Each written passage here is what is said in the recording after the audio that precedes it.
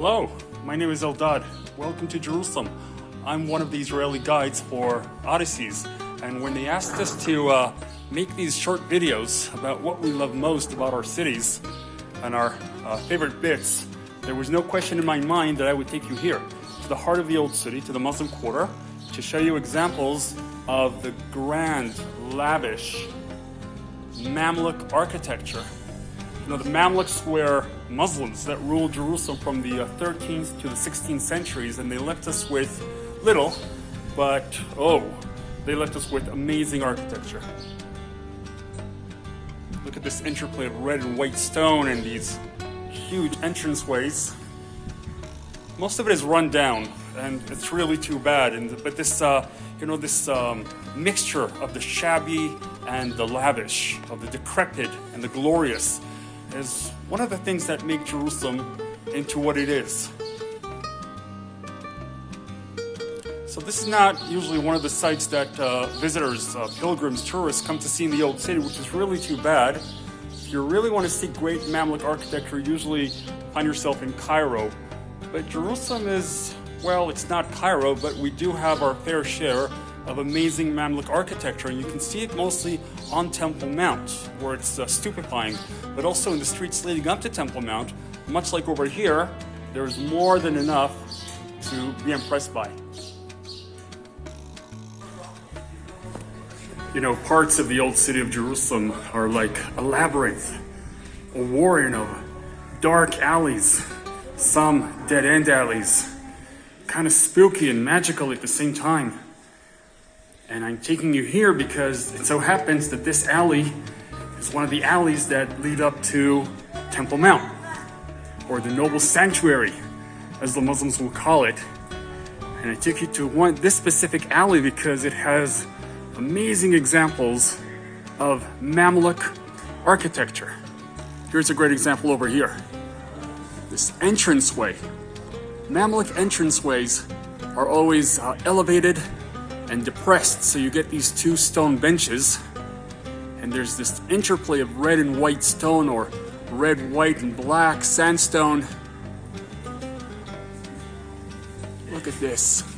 Stalactites, stone stalactites in an inner courtyard. This is pretty amazing. It was recently redone by an Italian team. Take a look over here. The closer you get to Temple Mount, the holier it gets, and the more they put into these edifices. Look at this. So Jerusalem is nothing like Cairo, but this is what we have. It's slowly being renovated, and it's one of the secrets of the city. Not many people come and see this, and it's really too bad. But this is part and parcel of the magic, which is the old city of Jerusalem.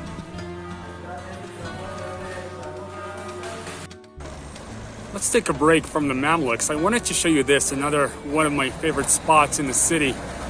This is the Damascus Gate, and it is by far the grandest of the 7 original gates into the old city, built by the Turks just under 500 years ago. It's the only gate to which you have to go down to reach. That's why they put so much into protecting it. It's vulnerable.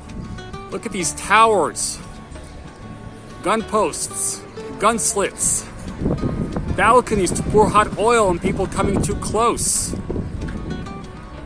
A grand entranceway with a double turn inside to stem the momentum of a charging cavalry, a moat in front. I mean, they thought about everything.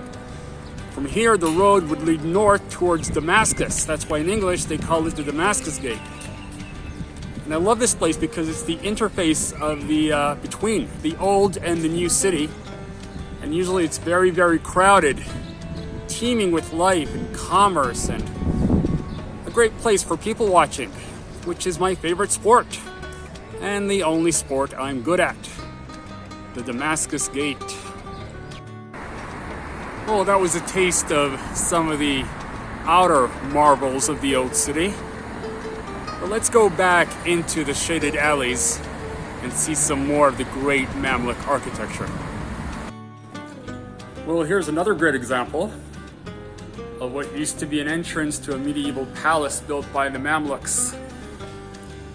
It's just monumental, and in my mind it's breathtaking. And if you take a closer look, you can see the inlays of stones creating this beautiful pattern. And also on the side you can see an inscription in Arabic, probably from the Quran, adding more beauty to this very elaborate entrance. Well, what can I say? This is it.